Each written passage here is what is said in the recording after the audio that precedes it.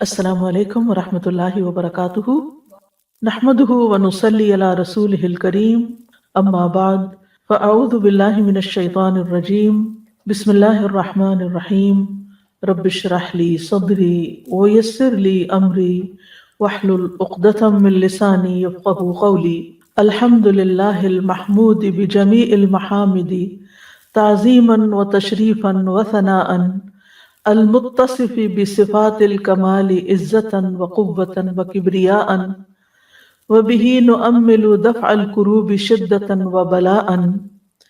ہر قسم کی حمد اللہ کے لیے ہے جو تعظیم بجا لانے اور شرف بخشنے اور تعریف کے اعتبار سے تمام تعریفوں کے ساتھ تعریف کیا ہوا ہے، جو غلبے، قوت اور بڑائی کی صفات کمال کے ساتھ متصف ہے، اور ہم اسی سے سختیوں اور آزمائشوں کی مصیبت کے چھٹ جانے میں اپنی آرزوئیں وابستہ کرتے ہیں۔ دعا مانگنے سے پہلے اللہ کی حمد و ثنا کرنی چاہیے، اور اس کی دلیل ہمیں انبیاء علیہم السلام کی دعاؤں میں بھی ملتی ہے۔ وہ دعا جس کے ذریعے یونس علیہ السلام نے اللہ سے مدد چاہی اور مشکل سے نکلے، اس میں بھی اللہ کی تعریف تھی، لا الہ الا انت سبحانک۔ وہ دعا جس کے ذریعے ابراہیم علیہ السلام آگ سے صحیح سلامت نکلے، اس کے اندر بھی اللہ کی تعریف تھی، حسبی اللہ و نعم الوکیل، نعم الوکیل، کتنا اچھا کارساز ہے اللہ کی تعریف۔ وہ دعا جو نبی صلی اللہ علیہ وسلم تکلیف کے موقع پر مانگا کرتے تھے، اس میں بھی اللہ کی تعریف ہوتی تھی، لا الہ الا اللہ العظیم الحلیم، لا الہ الا اللہ رب السماوات والارض ورب العرش العظیم۔ تو ہمیں زندگی میں یہ اصول بنا لینا چاہیے کہ جب بھی ہم دعا کریں، اور خاص طور پر وہ دعائیں جن کے قبول ہونے کے لیے ہم بہت ڈیسپریٹ ہوتے ہیں، تو سب سے پہلے اللہ سبحانہ تعالیٰ کی تعریف کے کلمات کہیں، اللہ سبحانہ تعالیٰ کے خوبصورت ناموں کے ساتھ اللہ کو پکاریں، اور پھر اس کے بعد دعا مانگیں۔ اور دوسری چیز درود شریف، اللہم صلی علی محمد وعلی آل محمد کما صلیت علی ابراہیم وعلی آل ابراہیم انک حمید مجید، اللہم بارک علی محمد وعلی آل محمد کما بارکت علی ابراہیم وعلی آل ابراہیم انک حمید مجید۔ پروگرام قریب و مجیب کے سلسلے میں آج ہم دشمن سے حفاظت کی دعاؤں کے بارے میں پڑھیں گے۔ دشمن سے حفاظت، تو سب سے پہلی دعا سورۃ الممتحنہ کی دعا ہے جو ابراہیم علیہ السلام نے مانگی۔ ارشاد باری تعالیٰ ہے، اے ہمارے رب، پر ہی ہم نے توکل کیے اور تیری ہی طرف ہم نے رجوع کیا اور تیری ہی طرف لوٹنا ہے۔ اے ہمارے رب، تو ہمیں ان لوگوں کے لیے فتنہ یعنی آزمائش نہ بنا جنہوں نے کفر کیا، اور اے ہمارے رب ہمیں بخش دے، بے شک تو ہی بہت زبردست خوب حکمت والا ہے۔ یہ دعا ابراہیم علیہ السلام اور ان کے ساتھیوں کی دعا ہے جب انہوں نے اپنی قوم سے اظہار برات کرتے ہوئے کہا تھا، انا براء منکم ومما تعبدون من دون اللہ کفرنا بکم وبدا بیننا وبینکم العداوۃ والبغضاء ابدا حتی تؤمنوا باللہ وحدہ۔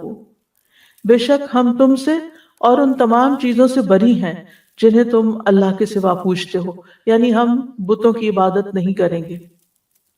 اب جب ان کے درمیان یہ اختلاف واقع ہوا تو پھر انہوں نے کہا، ہم تمہیں نہیں مانتے، اور ہمارے درمیان اور تمہارے درمیان ہمیشہ کے لیے دشمنی اور بغض ظاہر ہو گیا، یعنی اس بنا پر کہ تمہارا دین الگ ہو گیا اور ہمارا دین الگ ہو گیا، ہم تم ایک نہیں، لہذا ابراہیم علیہ السلام کی قوم تو کیا، خود ابراہیم علیہ السلام کے والد ان کے دشمن بن گئے تھے۔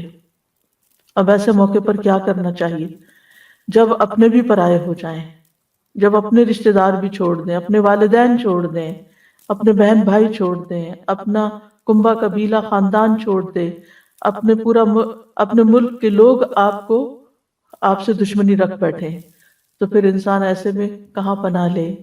ربنا علیک توکلنا، اپنے رب کی طرف رجوع کرے۔ تو جب بھی انسان کو شدید مخالفت کا سامنا ہو، خاص طور پر دین کی وجہ سے، تو اس کو چاہیے کہ وہ اپنے رب کی طرف رجوع کرے۔ تو یہاں پر ہم دیکھتے ہیں کہ اللہ تعالیٰ اس بات کا ذکر فرما رہے ہیں کہ ابراہیم علیہ السلام اور ان کے ساتھیوں نے ان لوگوں کو جو شرک میں پڑے ہوئے تھے ان لوگوں سے قول اور فعل سے اپنی برات کا اظہار کیا کہ ہم تمہارے اس کام کو بالکل غلط سمجھتے ہیں، اور اس وقت تک ہم تمہارا ساتھ نہیں دیں گے جب تک تم اللہ وحدہ لا شریک لہو پر ایمان نہ لاؤ، اکیلے اسی پر، اور صرف اس کی عبادت نہ کرو۔ تو اس کے بعد انہوں نے اللہ تعالیٰ کی بارگاہ میں اللہ تعالیٰ کے اچھے ناموں کے ساتھ اللہ کا وسیلہ، یعنی اچھے ناموں اور اچھے اعمال کے ساتھ وسیلہ پکڑا اور اللہ سبحانہ وتعالیٰ سے دعا کی۔ تو اس میں آپ دیکھیے کہ ایک تو اللہ سبحانہ تعالیٰ پر وہ توکل کر رہے ہیں اور اس کی طرف رجوع کر رہے ہیں، اللہ توکلنا، ٹھیک ہے، اور اسی کی طرف ہمارا رجوع ہے، وَإِلَيْكَ أَنَبْنَا، اور تیری ہی طرف ہم لوٹ کر آتے ہیں۔ اور دوسری طرف آخرت کے دن پر جو ان کا ایمان ہے، یعنی آخرت کے دن پر ایمان کے اس دن ہماری بخشش فرما دینا۔ تو اس صورت میں انسان جب اپنے ایمان کا وسیلہ دیتا ہے اور اپنے نیک اعمال کا وسیلہ دیتا ہے تو بھی دعا قبول ہوتی ہے۔ جہاں تک ربنا علیک توکلنا کا تعلق ہے تو اس میں دراصل اپنے معاملات کو اللہ کے سپرد کرنا ہے، اللہ سبحانہ و تعالیٰ کے سامنے اپنی بے بسی کا اظہار کرنا ہے کہ اللہ میرے ہاتھ میں تو کچھ نہیں، میں تو اپنے آپ کو پروٹیکٹ نہیں کر سکتا، تو ہی مددگار ہے، لہٰذا ہمارے تمام کاموں میں تو ہمارا والی وارث بن جا، چھوٹے کام ہوں یا بڑے کام ہوں، میں نے اپنے تمام معاملات تیرے سپرد کیے۔ اور اس میں آپ دیکھیے کہ آغاز ہو رہا ہے ربنا سے، اے ہمارے رب، یعنی سب سے پہلے اللہ کو اپنا رب ماننا کہ وہی ہمارا پیدا کرنے والا ہے، وہی مالک ہے، وہی خالق ہے، وہی بگڑی بنانے والا ہے، لہذا ربنا۔ اور پھر وَإِلَيْكَ أَنَبْنَا، تیری طرف ہم لوٹتے ہیں، کسی اور کی طرف نہیں جا رہے، ہم مدد کے لیے تجھے پکار رہے ہیں، ہمیں تیری مدد چاہیے، وَإِلَيْكَ الْمَصِيرُ، اور واپس تیری ہی طرف لوٹنا، یعنی قیامت کے دن، آخرت کے دن ہم تیرے ہی پاس آئیں گے۔ تو یہاں پر وَإِلَيْكَ کو پہلے لایا گیا، یعنی صرف اور صرف تیری طرف ہمارا توکل، ہمارا رجوع، ہمارا لوٹنا صرف تیری طرف ہے، ہمیں تجھ پر ہی کامل بھروسہ ہے اور پورا یقین ہے کہ تو ہی ہماری مدد کرے گا۔ ربنا لا تجعلنا فتنة للذین کفروا، اے ہمارے رب ہمیں ان لوگوں کے لیے جنہوں نے کفر کیا فتنہ نہ بنانا۔ فتنہ کا لفظ جو ہے یہ فتنہ سے ہے، فتنہ کا معنی ہوتا ہے سونے کو آگ میں ڈالنا تاکہ اس کا کھرا پن کھوٹے پن سے ظاہر ہو جائے، یعنی اس کی میل کچیل الگ ہو جائے اور خالص سونا باہر نکل آئے۔ پھر اس لفظ کا اطلاق جو ہے وہ آزمائش اور امتحان پر ہوتا ہے۔ قرآن مجید میں فتنہ کئی معنوں میں استعمال ہوا ہے، فتنہ عذاب یا سزا کے معنوں میں بھی آیا ہے، اور مجاہد کہتے ہیں کہ اگر یہاں اس سے مراد عذاب ہو تو مطلب یہ ہے کہ اے اللہ ان کافروں کے ہاتھوں سے ہمیں عذاب نہ دینا اور نہ اپنی طرف سے عذاب دینا، ورنہ لوگ کیا کہیں گے کہ اگر یہ لوگ حق پر ہوتے تو باطل پرست ان پر غالب نہ آتے، اور اگر یہ لوگ سچے ہوتے تو اللہ کی طرف سے ان پہ عذاب نہ آتا۔ تو ہمارا دین ہمارے لیے یعنی حفاظت کا ذریعہ بنے، نہ کہ آزمائش کا ذریعہ بنے۔ فتنے کا ایک معنی غلبہ بھی ہے۔ قتادہ کہتے ہیں کہ ابراہیم علیہ السلام نے دعا مانگی کہ اے اللہ تو ان کو ہم پر غلبہ عطا نہ کرنا، کیونکہ وہ تعداد میں بہت زیادہ تھے، پوری قوم ایک طرف تھی اور یہ 2-3 لوگ ایک طرف تھے، کہ یہ ہم پر غالب نہ آ جائے۔ اور ویسے بھی جو میجورٹی ہوتی ہے وہ اتھارٹی خود بخود ہی بن جاتی ہے، لوگ عام طور پر اسی کی طرف چل پڑتے ہیں کہ اتنے سارے لوگ بے وقوف ہو گئے ہیں، کیا وہ غلط کہتے ہیں، لہٰذا وہ ان کی طرف راغب ہو جاتے ہیں۔ تو یا رب ان کو ہمارے اوپر غالب نہ کرنا، ورنہ لوگ سمجھیں گے کہ یہی حق پر ہے۔ تو یہ دونوں معنی یہاں پر لیے جا سکتے ہیں۔ اور یہاں پر اگر آپ الفاظ پر غور کریں تو کہتے ہیں ربنا لا تجعلنا فتنة للذین کفروا، ہمیں کفر کرنے والے لوگوں کے لیے فتنہ نہ بنانا۔ سوال یہ ہے کہ کفر کرنے والے کو دوسری لفظوں کے کافر کس طرح فتنہ بن سکتا ہے؟ کافر 2 طرح فتنہ بن سکتا ہے، ایک فتنے میں ڈالنے والا اور دوسرا فتنے میں مبتلا یعنی ہونے والا۔ تو مراد یہاں یہ ہے کہ کافر ہم پر مسلط نہ ہو جائے، یعنی وہ فتنہ نہ بنے ہمارے لیے، فتنے میں نہ ڈالے، اور پھر یہ کہ دین پر عمل سے نہ ہمیں روک دیں، یا یہ کہ ہمیں ان سے کوئی خوف نہ ہو، اور اسی طرح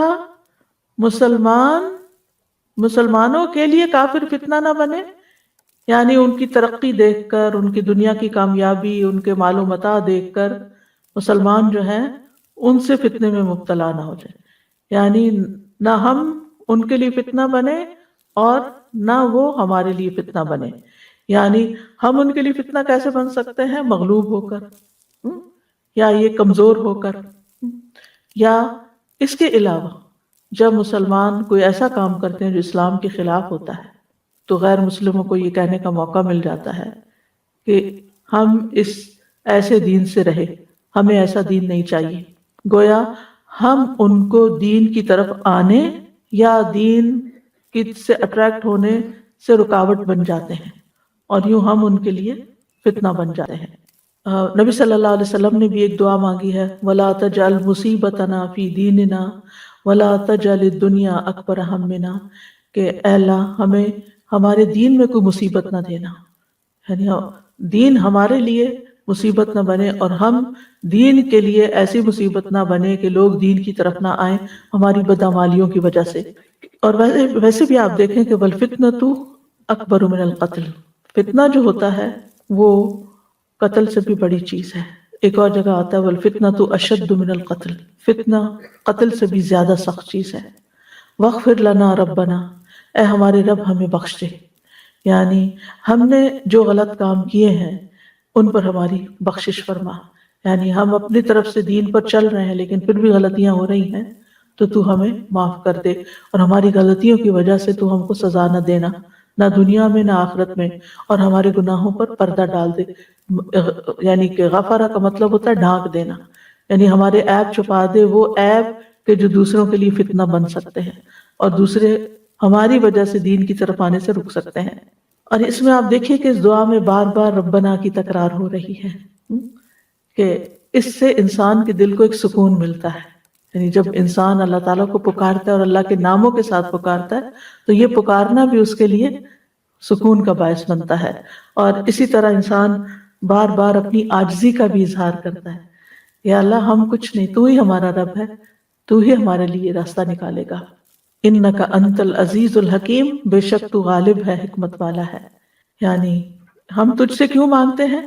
کیونکہ تو ایسی ہستی ہے جسے کوئی شکست نہیں دے سکتا، تو ہی سب پر اوور پاور کرتا ہے، اور کوئی تجھے ہرا نہیں سکتا، کوئی تجھ سے جیت نہیں سکتا۔ اور الحکیم، تیرے سارے فیصلے حکمت پر مبنی ہیں، تو جو کچھ کرتا ہے وہ بالکل درست کرتا ہے، اس لیے ہم تیری ہی طرف رجوع کرتے ہیں۔ تو یہاں اللہ تعالیٰ کے غلبے کو حکمت کے ساتھ ملا کر بیان کیا گیا ہے کہ بعض اوقات کسی کے پاس طاقت ہوتی ہے، غلبہ ہوتا ہے، اور وہ اس کو مس یوز کرتا ہے، لیکن اللہ سبحانہ وتعالیٰ ایسا نہیں کرتا، وہ اپنے قوت کو، قدرت کو، طاقت کو، قضاء و قدر، ہر چیز کو حکمت کے ساتھ بندوں پر نافذ کرتا ہے۔ تو اس دعا کے اندر بہت سی سیکھنے کی باتیں ہیں۔ پہلی بات یہ کہ مشکل وقت میں اللہ سبحانہ وتعالیٰ ہی کی طرف رجوع کرنا چاہیے۔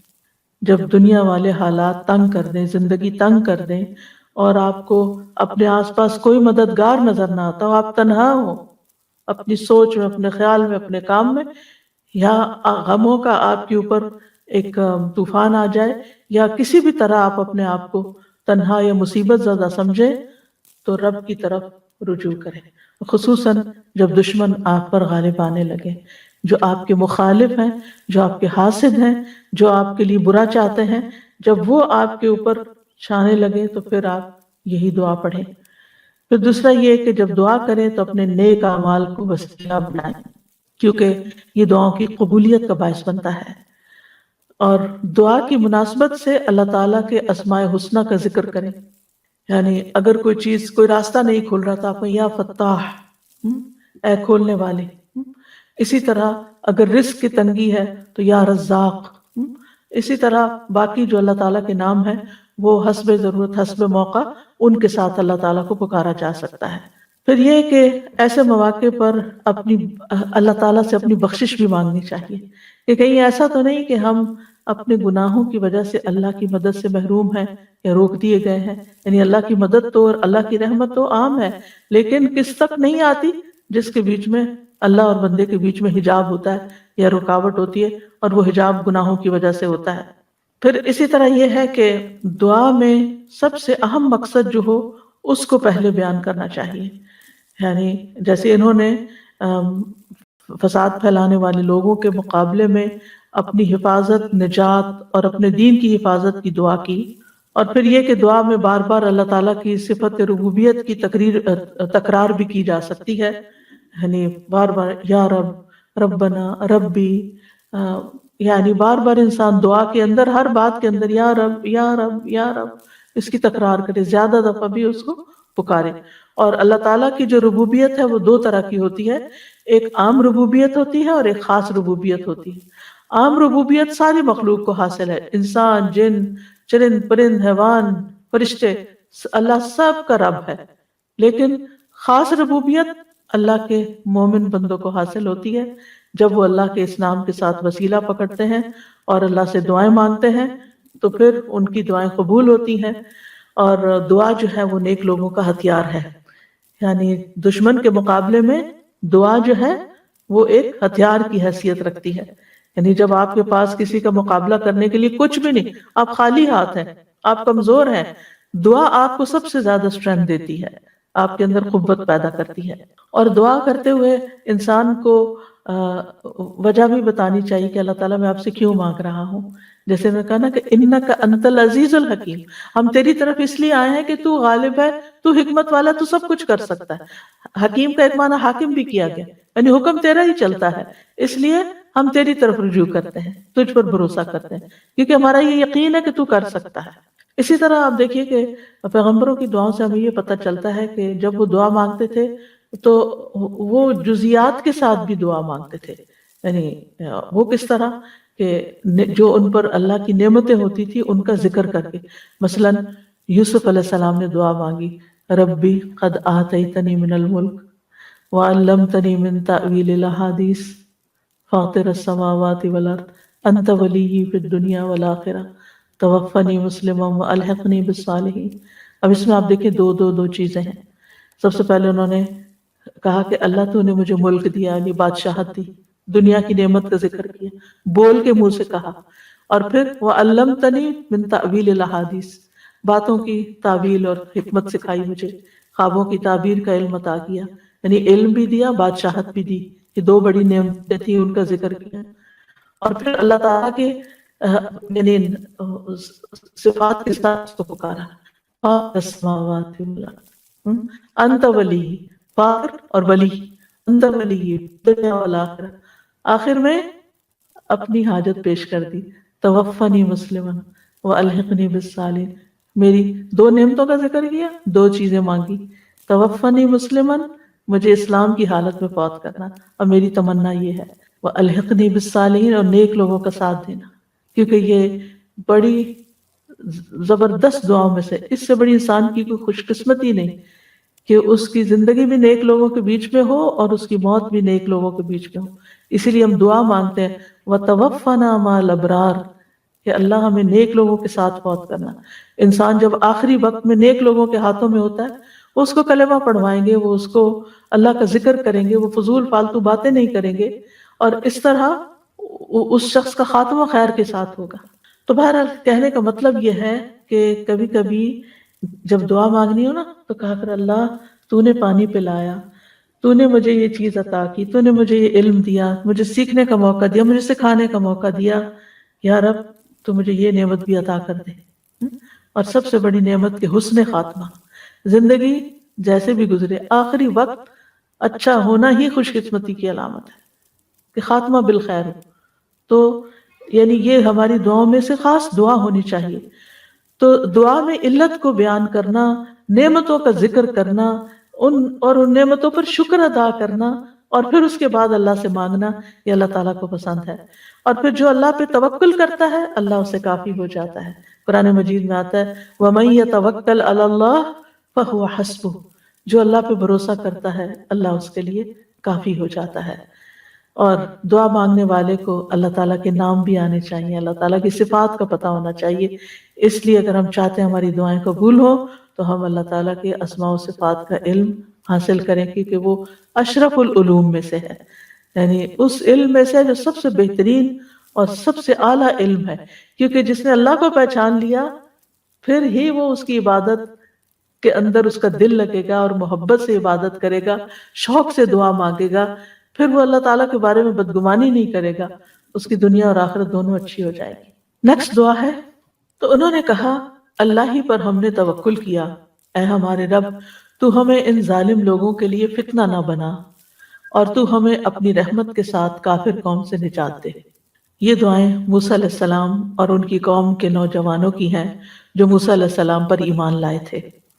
اللہ تعالیٰ نے موسیٰ علیہ السلام کو واضح نشانیاں دے کر فرعون اور اس کی قوم کی طرف بھیجا تھا جو بنی اسرائیل پر بہت ظلم و ستم کر رہے تھے، لیکن موسیٰ علیہ السلام کے واضح معجزات، چمکتا ہاتھ، عصا کا اژدہا بن جانا اور دیگر معجزات دیکھ کر بھی اور پھر خاص طور پر جادوگروں کی شکست کھانے کے باوجود وہ ایمان نہیں لائے، یعنی فرعون اور اس کے سردار جو تھے، سوائے اس کی قوم کے چند نوجوان لوگوں کے۔ اور دوسری طرف فرعون کا ظلم اور بڑھ گیا، بجائے اس کے کہ وہ معجزے دیکھ کر ایمان لے آتا اور زیادہ ظالم بن گیا۔ تو بنی اسرائیل نے موسیٰ علیہ السلام سے شکوہ کیا کہ آپ کے آنے سے پہلے بھی ہمیں اذیتیں دی گئیں، ہم سمجھتے تھے کہ آپ آئے ہیں اب ہماری نجات ہوگی، اب پھر ہمارے اوپر فتنہ آ گیا ہے، مصیبت آ گئی ہے۔ تو موسیٰ علیہ السلام نے ان کو صبر اور توکل کی تلقین کی کہ اگر تم واقعی مسلمان ہو اور تمہارا یہ دعویٰ ہے کہ تم اللہ پہ ایمان رکھتے ہو تو پھر اسی پہ بھروسہ کرو، وہ ضرور تمہیں نجات عطا کرے گا۔ موسیٰ علیہ السلام کی قوم کے نوجوانوں نے یعنی موسیٰ علیہ السلام کی نصیحت کو نہ صرف یہ کہ قبول کیا بلکہ اس کے مطابق دعا بھی مانگی، زبان سے بھی اقرار کیا کہ ہم صرف اللہ ہی پر توکل کرتے ہیں، اور اے اللہ ہمیں ظالم لوگوں کے لیے فتنہ نہ بنانا کہ وہ ہم پہ غالب آ جائیں اور وہ یہ سمجھنے لگے کہ وہی حق پر ہے، کیونکہ ظالم دشمن جب غالب آتا ہے تو وہ سمجھتا ہے کہ وہ اپنے آپ کو جسٹیفائی کر لیتا، اپنی کامیابی کو سبب سمجھتا ہے، اپنی کامیابی کو وجہ سمجھتا ہے اپنے حق پر ہونے کی کہ میں ہی حق پر ہوں۔ تو انہوں نے کہا کہ یا رب ہمیں ان کے ہاتھوں عذاب نہ دے اور اس کافر قوم سے نجات دے۔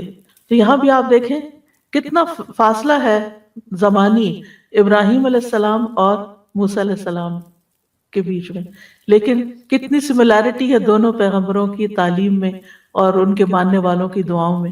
تو پیغمبر جو ہیں وہ اپنی قوم کو ہمیشہ توکل کا درس دیتے ہیں، اور یہ ایک حقیقت ہے، اگر آپ مسلمان بن کے جینا چاہتے ہیں نا تو یہ پاسبل ہی نہیں کہ اللہ تعالیٰ کی مدد کے بغیر کر سکے، کیونکہ دنیا میں بہت مشکلات ہیں، گھر کے اندر بھی ہیں، باہر بھی ہیں، مخالفتیں بھی ہیں، بہت کچھ ہے۔ تو جب آپ کا اللہ تعالیٰ کے ساتھ ایک مضبوط رابطہ ہو جاتا ہے تو پھر آپ بے خوف ہوتے ہیں، پھر آپ امن میں آ جاتے ہیں، پھر آپ پرسکون ہو جاتے ہیں کہ کوئی ہے جو میرے معاملات کو دیکھ لے گا۔ امام ابن قیم کہتے ہیں کہ اللہ پر توکل کرنے کی دو قسمیں ہیں۔ نمبر 1، دنیاوی حاجتوں کے حصول اور دنیاوی تکلیفوں کو ہٹانے میں اللہ پر توکل، یعنی دنیا کی کوئی مشکل ہے تو اس کے لیے آپ اللہ کی طرف رجوع کریں۔ دوسرا ہے اللہ کی پسند اور رضا کے حاصل کرنے کے لیے اللہ پہ توکل کرنا، کہ اللہ سبحانہ وتعالیٰ کی رضا حاصل کرنے کے لیے اللہ کی طرف رجوع کرنا۔ اب اس چیز کو حاصل کرنے کے لیے جس کو اللہ پسند کرتا ہے، یعنی ایمان میں ترقی ہے، یقین میں اضافہ ہے، اسلام کی طرف دعوت ہے، عبادات کو بہترین طریقے سے کرنے کی توفیق ہے، تو یہ ساری چیزیں اللہ سبحانہ وتعالیٰ ہی کی توفیق سے ہوتی ہیں۔ تو دونوں صورتوں میں انسان کو اللہ کافی ہو جاتا ہے، یعنی جب بندہ اللہ پہ توکل کرتا ہے جیسے کہ توکل کرنے کا حق ہے تو اللہ اس کو کافی ہو جاتا ہے، اور ضروری نہیں کہ انجام اس صورت میں ہو جس کو آپ پسند کرتے ہیں، بلکہ انجام اس صورت میں ہوتا ہے جس کو اللہ پسند کرتا ہے، جس کے ساتھ وہ راضی ہوتا ہے۔ تو موسیٰ علیہ السلام نے اپنی قوم سے کہا تھا کہ تم توکل کرو، تو انہوں نے فوراً بات مانی، فوراً بات قبول کی کہ ہم نے توکل کر لیا۔ اور یہاں بھی آپ دیکھیں کہ دعا میں جتنی بھی باتیں ہیں ان سب میں سب سے پہلے توکل ہی کی بات کی، توکل کو مقدم رکھا۔ ربنا لا تجعلنا فتنة للقوم الظالمین، اے ہمارے رب ہمیں ظالم قوم کے لیے فتنہ نہ بنا۔ پیچھے اس کی وضاحت ہو چکی ہے کہ ان کو ہم پر مسلط نہ کرنا، کہ وہ ہمیں تکلیفیں پہنچائیں، یہاں تک کہ ہمیں ہمارے دین سے پھیر دیں، اور ہمیں ان کے لیے فتنہ نہ بنا کہ وہ ہماری وجہ سے دین سے پھر جائیں یا دوسروں کو دین سے پھیر دیں، اور وہ یہ کہیں کہ اگر یہ لوگ حق پر ہوتے تو ہم پر مسلط نہ کیے جاتے اور ہم ان کو تکلیف نہ پہنچا سکتے۔ وَنَجِّنَا بِرَحْمَتِكَ مِنَ الْقَوْمِ الْكَافِرِينَ، اور ہمیں اپنی رحمت کے ساتھ کافر قوم سے نجات دے دے۔ ہم ان سے بچنا چاہتے ہیں کیونکہ فرعون کا ظلم بڑھ چکا تھا۔ اب یہاں پر انہوں نے اللہ تعالیٰ کی رحمت کو وسیلہ بنایا ہے، یعنی دعا کی قبولیت میں ایک چیز یہ ہوتی ہے کہ آپ اللہ تعالیٰ کے کسی نام کو وسیلہ بنائیں، یا کسی اپنے نیک کام کو وسیلہ بنائیں، یا پھر اللہ تعالیٰ کی کسی صفت کو وسیلہ بنائیں، اور اس میں خاص طور پر اللہ تعالیٰ کی رحمت، کیونکہ اس سے انسان کی مصیبتیں دور ہوتی ہیں۔ یعنی جب انسان کہتا ہے نا کہ یا اللہ یا رحمان یا رحیم یا حی یا قیوم برحمتک استغیث ونجنا برحمتک، تو جہاں جہاں رحمت کا ذکر ہے وہاں اس رحمت کی وجہ سے اللہ تعالیٰ کی یعنی پھر جب ہم پکارتے ہیں تو اللہ کی رحمت جوش میں آتی اور اللہ تعالیٰ مہربانی فرماتا ہے۔ اور اس میں بھی آپ دیکھیں کہ انہوں نے جان کی سلامتی نہیں مانگی کہ یا اللہ فرعون ہماری جان نہ لے لے، بلکہ کیا کہا، ہمیں نجات دے کافر قوم سے، یعنی ہمارے دین کو بچا لے۔ دین کی جو سلامتی تھی وہ مقدم رکھی۔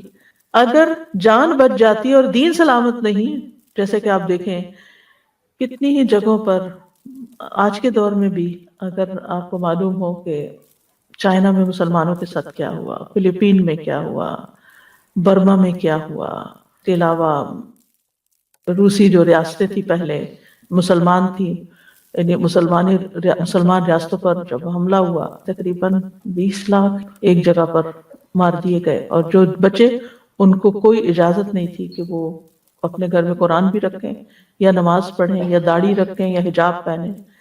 اسپین میں مسلمانوں کے ساتھ کیا ہوا، یعنی یو نیم اٹ، ہم کبھی شکر ادا نہیں کرتے اس امن کی نعمت کا کہ اللہ نے دین اور جان اور ایمان سلامت رکھا ہوا ہے۔ ورنہ آج کے دور میں بھی، اس صدی میں اور پچھلی صدی میں، اگر آپ اس ساری تاریخ کا جائزہ لیں کہ جہاں جہاں مسلمانوں پر جبر کر کے ان کو ان کے دین سے پھیرا گیا اور جو نہیں مانے ان کو ختم ہی کر دیا گیا، تو یہ بڑی اہم دعاؤں میں سے ہے، وَنَجِّنَا بِرَحْمَتِكَ مِنَ الْقَوْمِ الْكَافِرِينَ۔ تو اس دعا سے ہمیں یہ پتہ چلتا ہے کہ توکل جو ہے وہ ایمان کا تقاضا ہے۔ اگر آپ کا اللہ پر توکل ہے تو اس کا مطلب ہے کہ آپ کے اندر ایمان ہے۔ اور دعا کرنا جو ہے یہ توکل کے منافی نہیں کہ ہم نے اللہ پہ بھروسہ کیا تو بس، نہیں، ہم نے بھروسہ کیا ہے لیکن اس کے ساتھ ہم اللہ کی رحمت کو، اللہ کو پکارتے ہیں اس کی رحمت کا واسطہ دیتے ہوئے۔ اور دعا میں ربنا علی اللہ توکلنا، اللہ پر ہم نے توکل کیا، تو یہ توکل کرنا ایک عبادت ہے، دل کی عبادت ہے۔ یہ عبادت کا ایک وسیلہ دے رہے ہیں کہ اللہ چونکہ ہم نے تجھ پہ توکل کیا ہے لہذا تو ہمیں دشمنوں سے نجات دے۔ اور ویسے بھی یہ کہ فتنوں سے پناہ مانگتے رہنا چاہیے کہ اللہ تعالیٰ ہمیں عافیت میں رکھے اور کسی فتنے میں مبتلا نہ کرے، کیونکہ فتنہ انسان کے دین، ایمان، ہر چیز کے لیے نقصان دہ ہوتا ہے۔ کبھی بھی فتنوں میں نہ کودیں۔ نبی صلی اللہ علیہ وسلم کی دعاؤں میں سے تھا نعوذ باللہ من الفتن ما ظہر منہا وما بطن، ہم اللہ کی پناہ لیتے ہیں فتنوں سے بچنے کے لیے، جو ظاہری ہیں اور جو چھپے ہوئے ہیں، ہر طرح کے۔ اس دعا سے بھی یہ پتہ چلتا ہے کہ مومن کے اوپر جب حالات مشکل ہو جاتے ہیں تو اس کا طرز عمل کیا ہوتا ہے، اور وہ کس طرح اللہ تعالیٰ کی طرف رجوع کرتا ہے اور اللہ کے ہاں پناہ لیتا ہے۔ اور اس میں اس دعا کے ساتھ بھی مشابہت ہے جو نوح علیہ السلام نے مانگی تھی، رب ان قومی کذبونی فافتح بینی وبینہم فتحا ونجنی ومن معی من المؤمنین۔ اے میرے رب، بے شک میری قوم نے مجھے جھٹلا دیا ہے، پس تو میرے درمیان اور ان کے درمیان فیصلہ کر دے، کھلا فیصلہ، اور مجھے اور میرے ساتھ جو ایمان والے ہیں انہیں بچا لے۔ تو یہ نوح علیہ السلام کی دعا بھی اس دعا سے ملتی جلتی ہے، جس میں وَنَجِّنَا مِنَ الْقَوْمِ الظَّالِمِينَ، تو انہوں نے کہا تھا وَنَجِّنِي وَمَن مَّعِيَ مِنَ الْمُؤْمِنِينَ۔ اب سوال یہ پیدا ہوتا ہے کہ ہمارے دشمن کون ہیں؟ تو سب سے بڑا دشمن تو شیطان ہے، ٹھیک ہے نا؟ شیطان کے وسوسے اور شیطان کی چالیں جو انسان کو کسی نہ کسی طرح اپنے گھیرے میں لیتی رہتی ہیں۔ تو اللہ تعالیٰ قرآن مجید میں فرماتے ہیں ان الشیطان لکم عدو فاتخذوہ عدوا، بے شک شیطان تمہارا دشمن ہے، تم اسے دشمن سمجھو۔ اس دشمن کو پہچاننا بھی ضروری ہے اور اس سے بچنا بھی ضروری ہے۔ پھر اسی طرح وہ لوگ جو اپنے کفر میں سخت اور پکے ہوتے ہیں وہ ایمان لانے والوں کے دشمن بن جاتے ہیں۔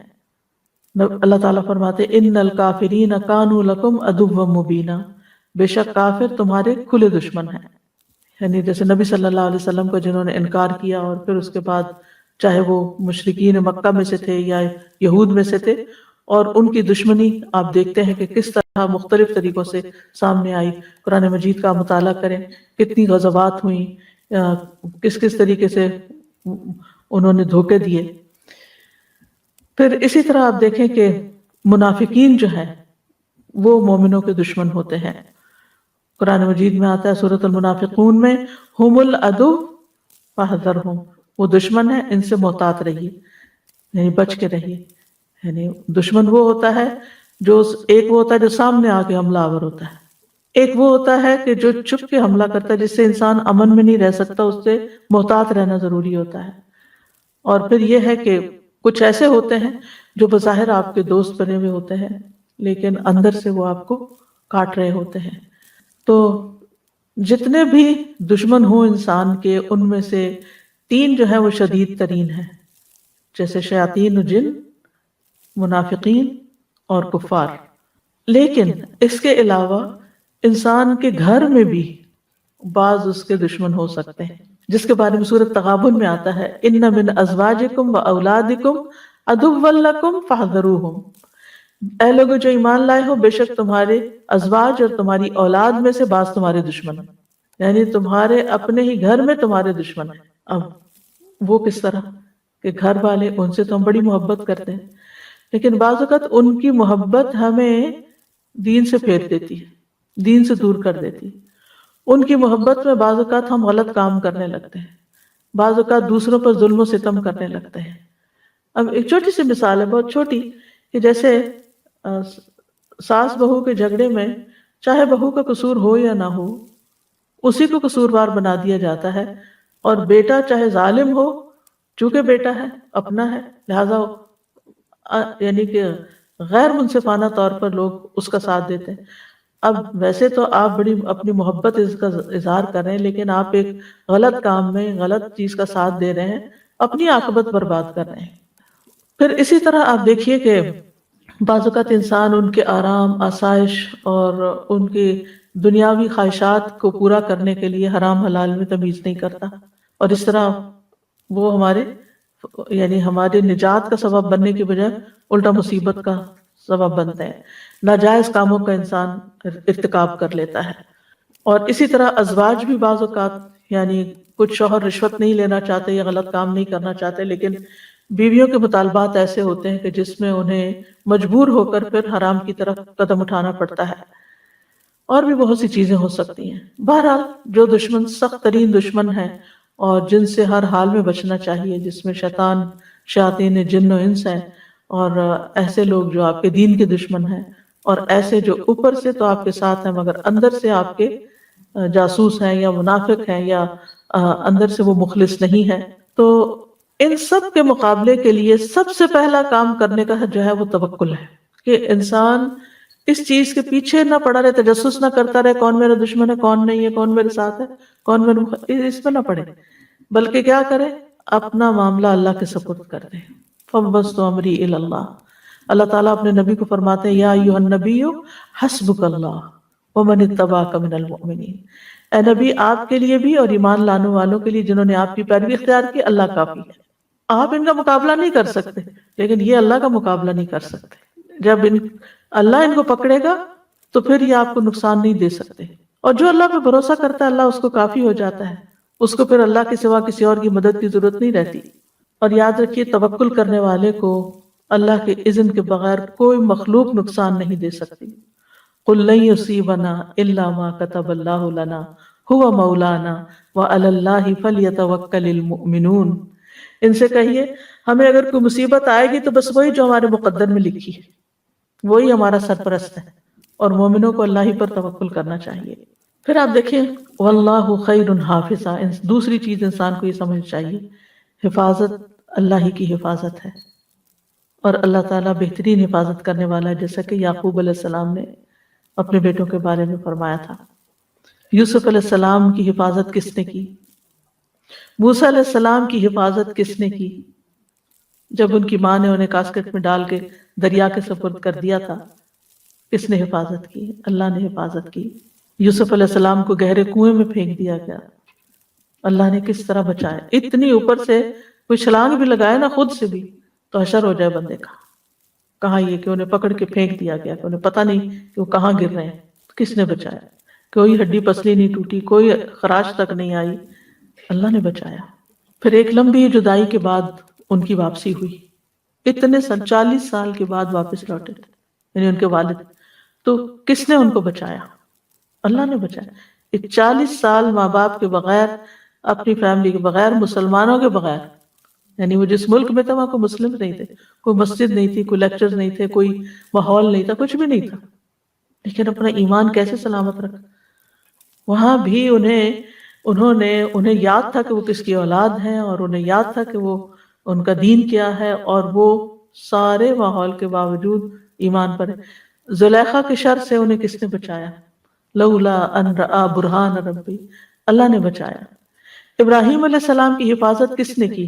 جب کہا گیا حرقوا، اس کو آگ میں جلا دو، وانصروا آلہتکم ان کنتم فاعلین، اور اپنے معبودوں کی مدد کرو اگر تم کچھ کرنے والے ہو۔ قلنا یا نار کونی بردا وسلاما علی ابراہیم، ہم نے کہا ہے آگ تو ابراہیم پر سراسر ٹھنڈک اور سلامتی بن جائے۔ یہ کرنے والا کون تھا؟ اللہ ہی تھا۔ پھر آپ دیکھیے کہ سلیمان علیہ السلام کو اللہ تعالیٰ نے عظیم بادشاہت دی تھی، جنات کو ان کے تابع کر دیا تھا، وہ جو حکم دیتے تھے بجا لاتے تھے، عجیب و غریب کام وہ کر دیتے تھے۔ تو ان کی جو سرکشی تھی اور ان کی جو طاقت تھی، آپ کو معلوم ہے سلیمان علیہ السلام کی مجلس میں کتنا طاقتور جن بیٹھا، جس نے کہا کہ صرف آنکھ جھپکنے کی دیر میں میں ملکہ بلقیس کا تخت اٹھا کے لا سکتا ہوں۔ اتنے بڑے جن کو، یا وہ جو بھی مخلوق تھی، یعنی آج تک کوئی اتنی سائنس اینڈ ٹیکنالوجی ترقی کر چکی، آج تک کوئی ایسی چیز ایجاد نہیں ہوئی کہ جو اتنی دیر میں اتنا بڑا تخت اتنی دور سے اٹھا کے آپ تک پہنچا دے۔ ٹھیک ہے آپ کے الفاظ ایک جگہ سے دوسری جگہ چلے جاتے ہیں، لیکن چیزیں نہیں جا رہی اس طرح، شاید آئندہ کبھی ایسے ہو۔ لیکن اتنے طاقتور جن سے سلیمان علیہ السلام کو کوئی خطرہ نہیں تھا۔ ہمیں تو کوئی سچی جھوٹی بھی کہہ دینا کہ اس عمارت میں جن ہے، تمہارا خوف سے برا حال ہو جائے، لیکن سلیمان علیہ السلام ان سے کام لیتے تھے اور طاقتور جنوں سے کام لیتے تھے۔ پھر آپ دیکھیں کہ عیسیٰ علیہ السلام کی حفاظت کس نے کی؟ ان کو کس نے بچا کے اٹھا لیا جبکہ رومی سپاہی جو تھے وہ گھیرا ڈال چکے تھے، بچ نکلنے کی کوئی صورت نہیں تھی۔ خود رسول اللہ صلی اللہ علیہ وسلم کو غار میں کس نے محفوظ کیا تھا؟ الا تنصروه فقد نصرہ اللہ اذ اخرجہ الذین کفروا ثانی اثنین اذ ہما فی الغار اذ یقول لصاحبہ لا تحزن ان اللہ معنا، اللہ نے حفاظت کی تھی۔ تو اللہ اپنے بندوں کی ہر شر والی چیز سے حفاظت کرتا ہے، اور حفاظت اور پروٹیکشن اللہ سے مانگنی چاہیے۔ پچھلے دنوں ایک قصہ سننے کا اتفاق ہوا، اس کی صداقت تو اللہ ہی بہتر جانتا ہے، لیکن جو شخص بیان کر رہا تھا وہ بہت ہی یقین اور صداقت کے ساتھ کہ کس طرح امریکہ میں ایک تبلیغی جماعت آئی، اور وہ پیدل جماعت تھی، تو وہ کہیں نہ کہیں کسی کھلی جگہ ٹینٹ لگا لیتے تھے رات کو، اور پھر کبھی مسجد میں اور لوگوں کو اسلام کی دعوت دیتے تھے۔ تو وہ کہتے ہیں کہ وہ ایک چرچ کے باہر جو پارکنگ لاٹ ہوتی ہے وہاں انہوں نے خیمہ لگا لی۔ تو یہ جو نریٹ کر رہے تھے فرسٹ ہینڈ سٹوری، یہ کہتے ہیں کہ میں نے جب دیکھا تو میں سخت پریشان ہو گیا، کیونکہ وہاں کا قانون یہ اجازت دیتا ہے کہ اگر کوئی ٹریس پاس کرے یا کوئی آپ کی پراپرٹی میں بغیر اجازت کے آ کے بیٹھ جائے تو آپ اس پہ گولی چلا سکتے ہیں۔ تو کہتے ہیں کہ جب مجھے پتا چلا تو میری ٹانگیں کانپ رہی تھی، اور میں فوراً پہنچا کہ آپ جلدی یہاں سے اٹھیں ورنہ آپ کی جان خطرے میں ہے۔ کہتے ہیں کہ جو ان کا لیڈر تھا وہ بڑے سکون اطمینان کے ساتھ بیٹھا رہا، مسکراتا رہا، اور اس نے کہا کہ آپ بھی آئیں، بیٹھیں، کھانا کھائیں، کچھ نہیں ہوتا، اللہ کی زمین ہے اور ہم اس پہ بیٹھے ہیں۔ تو خیر اس کے بعد یہ ہوا کہ وہی بات ہوئی کہ 3-4 ٹرک آ گئے، بہت سارے لوگ آ گئے، انہوں نے گولیاں برسانی شروع کر دی، اور یہ جو صاحب تھے اندر، یہ دیکھنے والے بھی اور جو جماعت تھی انہوں نے صرف یہ دعا پڑھی، وَجَعَلْنَا مِن بَيْنِ أَيْدِيهِمْ سَدًّا وَمِن خَلْفِهِمْ سَدًّا فَأَغْشَيْنَاهُمْ فَهُمْ لَا يُبْصِرُونَ۔ کہتے ہیں کہ ساری گولیاں کہیں اور ہی چلی گئیں، ایک گولی ان پر نہیں پڑی۔ پھر آخر وہ اتر کے آئے وہاں اندر اور دیکھا کہ یہ کیا ہو رہا ہے، تو ان کو تو ایک طرح خراش بھی نہیں آئی، تو وہ کہنے لگے کہ یہ کیا معاملہ ہے؟ تو انہوں نے کہا کہ یہاں کیوں ہو تم؟ انہوں نے کہا کہ ہم اس طرح مسافر ہیں اور ہم نے اپنا خیمہ یہاں لگایا ہے، اور تو بہرحال وہ سارا قصہ پورا یہ ہوا کہ وہ بہت زیادہ مرعوب ہوئے، پتہ نہیں پھر مسلمان ہوئے یا نہیں، آگے کی مجھے کہانی نہیں معلوم، لیکن وہ اس بات پر بہت ہی حیران تھے کہ ہم تو یہ دیکھنے آئے کہ جو اندر لوگ ہیں وہ مرے بھی ہیں کہ نہیں، تو یہاں تو ایک بھی نہیں، کچھ بھی نہیں ہوا کسی کو۔ تو یعنی آج کے دور میں بھی بعض اوقات اس طرح کے واقعات ہو جاتے ہیں کہ کوئی بچہ ہو آخری منزل سے اوپر کئی سٹوری سے گرتا ہے اور وہ بالکل صحیح سلامت ہوتا ہے، اور یعنی بچانے والا اللہ ہے۔ تو اگر کسی بھی خوف اور دہشت کے موقع پر آپ پورا بھروسہ اللہ پہ کر لیں، اللہ کو پکاریں، اور مچھلی کا قصہ جو یونس علیہ السلام کا وہ تو سب جانتے ہیں کہ مچھلی کے پیٹ میں جا کے باہر نکلنا، اور ریسنٹلی بھی ایک واقعہ پیش آیا اس کے، تو بلکہ میں نے کلپ بھی دیکھا تھا کہ کس طرح وہ اندر سے اس کو نکالا گیا انسان کو۔ یعنی ہم اگر آپ دیکھیں کہ اس وقت بھی ہمارے آس پاس بہت سے خطرات ہو سکتے ہیں، ہم کہیں چل رہے ہیں، ہم کہیں سفر کر رہے ہیں، ہمیں تو پتہ بھی نہیں ہوتا کہ کس طرح اللہ سبحانہ وتعالیٰ ہماری جان بچا دیتا ہے، کس طرح حفاظت کرتا ہے۔ جب ہم سو جاتے ہیں ہمیں کچھ پتہ ہوتا ہے ہمارے پاس کون سا کیڑا مکوڑا چل رہا ہے، لیکن کس طرح ایک نظام کے تحت اس نے ہمارے کانوں کو پروٹیکٹ کیا ہوا ہے کہ اندر جو ویکس ہے اتنی کڑوی ہے کہ کوئی کیڑا مکوڑا اندر جانے کی ہمت نہیں کرتا، اس کو دور سے ایسی اسمیل آتی ہے کہ وہ اندر نہیں گھستے سوائے وہ کن کھجور کے جو شاید، لیکن عمومی طور پر آتے تھے۔ اسی طرح باقی بھی جنات ہیں، حیوانات ہیں۔ ہم لوگ تو یہاں بہت ایک پروٹیکٹڈ قسم کے ماحول میں رہتے ہیں، لیکن بہت سے لوگ زمین پہ سوتے ہیں، ان کے پاس چھت نہیں ہوتی، جھگیوں میں سو رہے ہوتے ہیں، کسی وحشی جانور کے آنے سے کوئی چیز روکنے والا دروازہ بھی نہیں ہوتا، جھگیاں ایسی ہوتی ہیں کہ کپڑا ڈالا ہوا ہوتا ہے سامنے، کوئی چیز پروٹیکٹ نہیں کرتی، لیکن اللہ تعالیٰ بچاتا ہے۔ تو اللہ سبحانہ و تعالیٰ ہی کی حفاظت ہوتی ہے، لہٰذا جتنے بھی مختلف طرح کے ہمارے دل میں خوف ہے نا وہ نکال دینے چاہیے، یہ کہنا چاہیے اللہ میرا تجھ پر بھروسہ، اور اللہ خیر حافظہ، اللہ ہی بہترین حفاظت کرنے والا ہے۔ لا تحزن ان اللہ معنا، اللہ ہمارے ساتھ ہے۔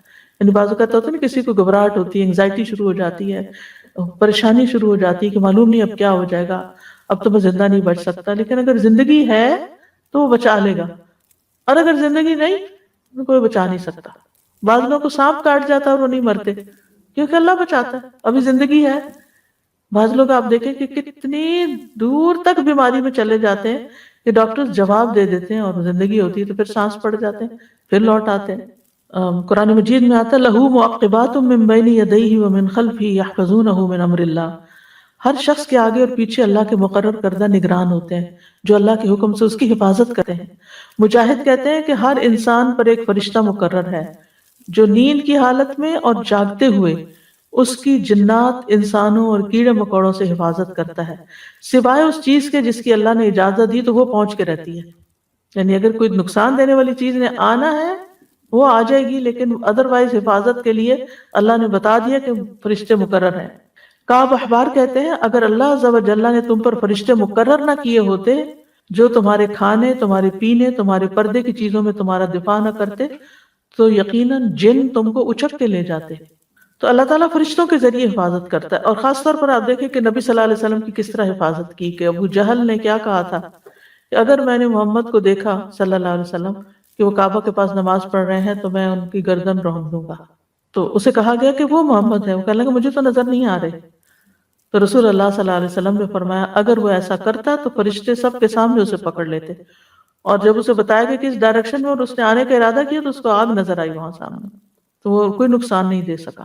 تو اللہ سبحانہ وتعالیٰ کی جو حفاظت ہے اس میں ابن رجب کہتے ہیں کہ اللہ تعالیٰ دو طرح بندوں کی حفاظت کرتا ہے، ایک ان کی دنیا کی مصلحتوں کی حفاظت جیسے ان کے جسم، جان، مال سب کی حفاظت، اور جیسے دشمنوں کے خلاف حفاظت، اور دوسرے ان کے دین ایمان کی حفاظت۔ یعنی ایک دنیا کی حفاظت دنیاوی چیزوں کی، اور ایک دین ایمان کی حفاظت. تو دین ایمان کی حفاظت جو ہے اس میں جیسے دل کو شبہات اور شکوک و شبہات سے بچاتا ہے، کیونکہ وہ دل میں اگر دین کے کسی بھی چیز کے بارے میں شک آ جائے تو نفاق کی طرف لے جاتا ہے. یعنی فی قلوبہم مرض، کس کے بارے میں کہا گیا؟ منافقین. تو شکوک و شبہات جو ہے یہ ایک بیماری ہوتے ہیں، اور ایسے لوگ پھر منافقت کی طرف چل جاتے ہیں. پھر اسی طرح شہوات، خواہشات اگر دل میں وہ پیدا ہو جائے تو وہ بھی انسان کو دین میں پھر انسان کمپرومائز کرنے لگتا ہے. تو اللہ سبحانہ وتعالی انسان کو وسوسوں سے بچاتا ہے، انسان کے ایمان کو مضبوط کرتا ہے، اور اسی طرح اللہ تعالیٰ بندوں کی عقل اور قوت کی حفاظت بھی کرتا ہے، صحت کی حفاظت کرتا ہے. بعض سلف صالحین کہتے ہیں کہ عالم کی عقل زائل نہیں ہوتی. ابھی ریسنٹلی وہ نسیم بہن کی ڈیتھ ہوئی ہے، ماشاءاللہ حافظ قرآن تھی، یہاں کی گریجویٹ تھی، الہدا سے ہی انہوں نے کیا تھا. تو سیٹرڈے کو ان کی وفات ہوئی، اور وفات کے وقت ماشاءاللہ ان کی بہنیں، ان کے دوست ان کے پاس تھیں. تو بتا رہے ہیں کہ تھوڑی دیر پہلے تک بھی وہ باتیں کر رہی تھی، معافی مانگ رہی تھی اور باتیں کر رہی تھی، کلمہ پڑھ رہی تھی، استغفار کیا، توبہ معافی کی. یعنی آخری لمحے تک ان کی عقل سلامت تھی. یعنی کہ حالانکہ کافی ایجڈ بھی تھی اور بہت عرصے سے شدید بیمار بھی تھی. بندہ بیمار ہو تو اس کی ویسے ہی عقل کام نہیں کرتی، اتنی تکلیف میں ہو، ہر 2 گھنٹے بعد مارفین لگ رہی تھی، لیکن اس پین میں بھی اور درد میں بھی کلمہ بھی نصیب ہوا، بے ہوش نہیں تھی، صحیح سلامت عقل کام کر رہی تھی. یہ اللہ کی دی ہوئی حفاظت ہوتی ہے، اور یہ اللہ کے کلام کی برکت سے ہوتی ہے. جتنا زیادہ آپ قرآن پڑھتے ہیں، ذکر کرتے ہیں، تو اللہ سبحانہ وتعالیٰ اسی طرح آپ کی حفاظت فرماتے ہیں. جی ایک رات پوری ان کو نیند نہیں آتی تھی، رات بھر قرآن پڑھتی رہی، 16 پارے ان کے ہو گئے. پھر آپ دیکھیے کہ تو بعض علماء کہتے ہیں کہ جو قرآن کو حفظ کر لیتا ہے اور جمع کر لیتا ہے اس کی عقل قائم رہتی ہے. یعنی اللہ تعالیٰ اس قرآن کی، کیونکہ اس کے سینے میں قرآن ہے، تو اس کی عقل کو زائل ہونے سے بچا لیتا ہے. ابو طیب الطبری جو تھے 100 سال کی عمر سے آگے بڑھ گئے تھے، یعنی 100 پلس ہو گئے تھے، لیکن وہ اپنی عقل اور قوت سے فائدہ اٹھا سکتے تھے. ایک دن انہوں نے کشتی سے زمین پر قوت سے چھلانگ لگائی تو ان کو اس پر ملامت کی گئی کہ آپ کو ایسا نہیں کرنا چاہیے تھا. تو انہوں نے کہا یہ وہ اعضاء ہیں جن کی ہم نے بچپن میں نافرمانیوں سے حفاظت کی، تو اللہ نے ہمارے لیے ہمارے اعضاء کی بڑھاپے میں حفاظت کی. اور ایک اور زندہ مثال ہے، آج شاہد آپا بیٹھی ہوئی ہیں، ان کی والدہ ہیں، میرے خیال ہے 100 سال کی وہ ہو چکی ہیں. سبحان اللہ، سارا دن یعنی ان کی جو روٹین ہے وہ صبح ناشتے کے بعد سے ظہر تک مسلسل قرآن پڑھتی رہتی ہے.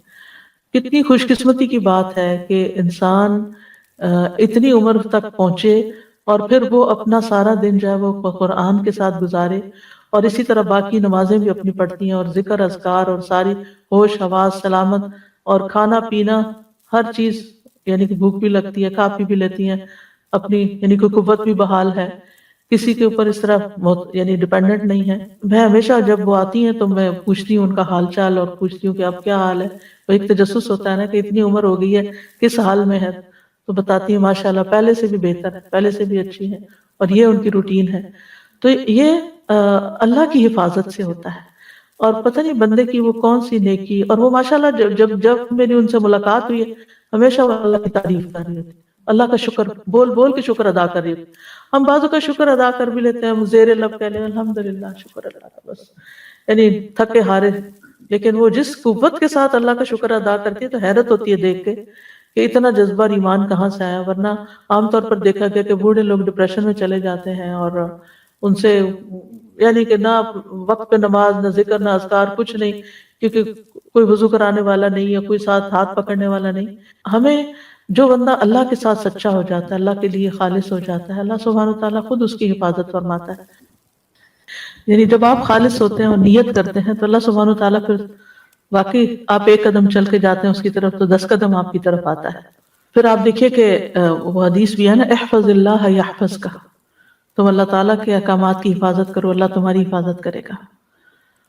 پھر اللہ بندے کے نہ صرف بندے کی حفاظت کرتا ہے، اس کے مال اور اولاد کی بھی حفاظت کرتا ہے. جیسے سورۃ کہف میں آتا ہے نا، اما الجدار فکان لغلامین یتیمین فی المدینۃ وکان تحتہ کنز لہما وکان ابوہما صالحا.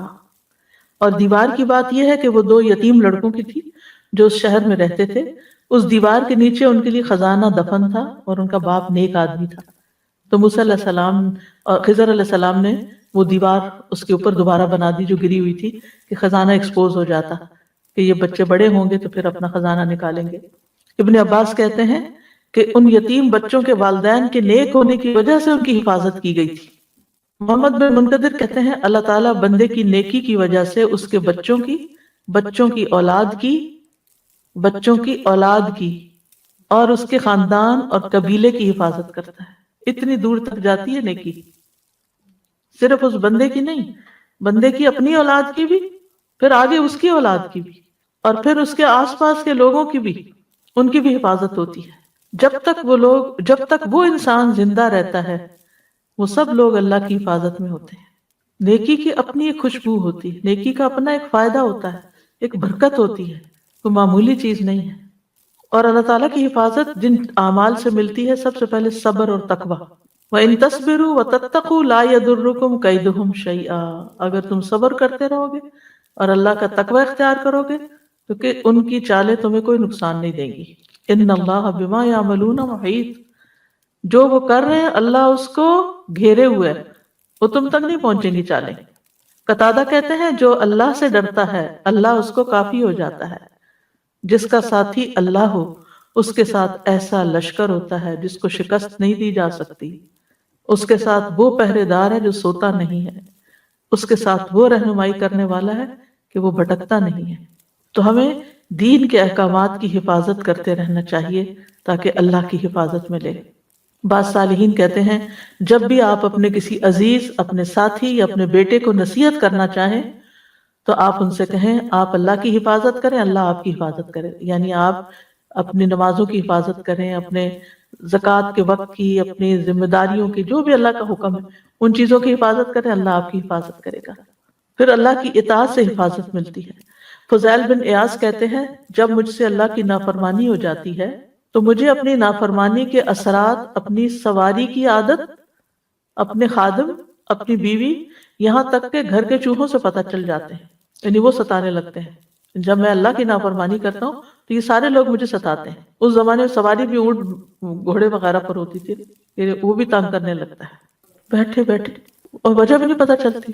سلف صالحین میں سے کوئی ایک کہتے ہیں کہ جب ہم نے اللہ کی اطاعت کی تو سب کچھ ہمارے تابع کر دیا گیا، یہاں تک کہ جنگلوں میں موجود جنگلی جانور بھی، اور جب ہم نے نافرمانیاں کی تو اللہ نے ان کو ہم پر مسلط کر دیا، یہاں تک کہ وہ چوہے بھی ہم پہ مسلط ہو گئے جو بلوں میں تھے، وہ ہمیں تنگ کرنے لگے۔ تو اس میں سب سے پہلے اپنی نمازوں کی حفاظت کرنی چاہیے، نو میٹر بٹ اپنی نماز کو کمپرومائز نہیں کرنا چاہیے، اس کو ڈیلے نہیں کرنا چاہیے، اس کو اپنے وقت میں ادا کرنا چاہیے۔ رسول اللہ صلی اللہ علیہ وسلم نے فرمایا جس نے صبح کی نماز پڑھی وہ اللہ کے ذمے، یعنی اللہ کی حفاظت میں ہے۔ ابن قیم کہتے ہیں نماز کا پڑھنا رزق کو کھینچ لاتا ہے، صحت کی حفاظت کرتا ہے، تکالیف کو دور بھگاتا ہے، بیماریوں کو بھگاتا ہے، دل کو تقویت دیتا ہے۔ نماز چہرے کو روشن بناتی ہے، نفس پہ خوشی بھر دیتی، سستی دور کر دیتی، اعضاء کو متحرک کرتی، بندے کی قوتوں کو مدد دیتی ہے۔ وہ لوگ جو کسی آفت، بیماری، آزمائش یا مصیبت میں مبتلا کیے جاتے ہیں تو ان میں سے جو نمازی ہوتا ہے اس کو کم تکلیف پہنچتی اور اس کا انجام سلامتی والا ہوتا ہے۔ یعنی بعض اوقات تکلیف ایسی ہوتی ہے جو سب پر آتی ہے، آندھی ہے، بارش ہے، طوفان ہے، یا کوئی بیماری ہے، کچھ بھی، لیکن وہ اس سے کم متاثر ہوتا ہے۔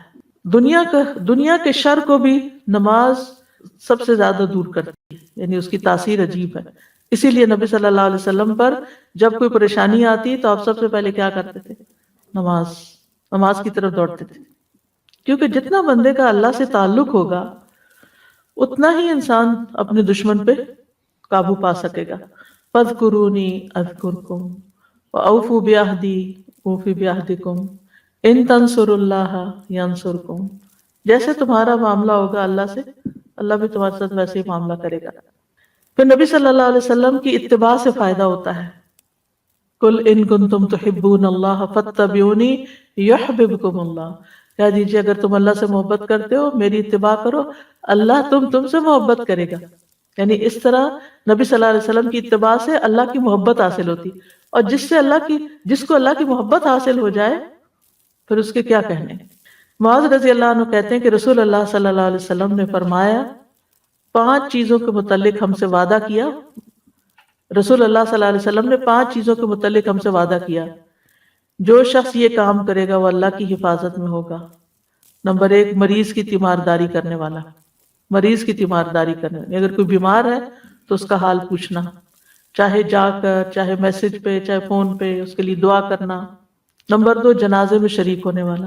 یاد رکھیے خواتین کو جنازے کے ساتھ نہیں جانا چاہیے۔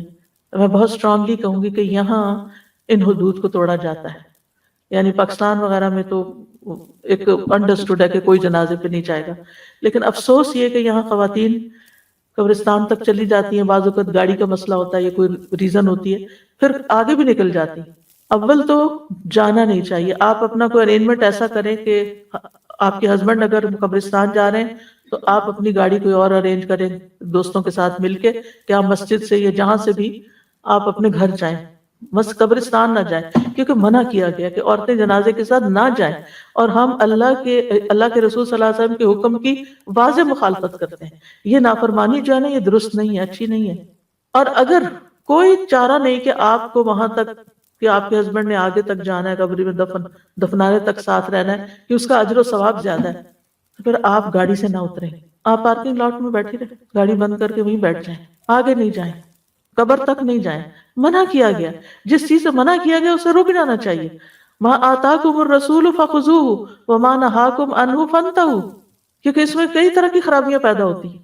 ایک تو عورتوں کا حوصلہ کم ہوتا ہے، وہ ہو سکتا ہے کہ وہ دیکھ کے گھبرا کے بے ہوش ہو جائیں، وہاں گر پڑے، یا ان کی وجہ سے وہاں کوئی فتنہ فساد کھڑا ہو جائے، یا یہ ہے کہ اگر وہ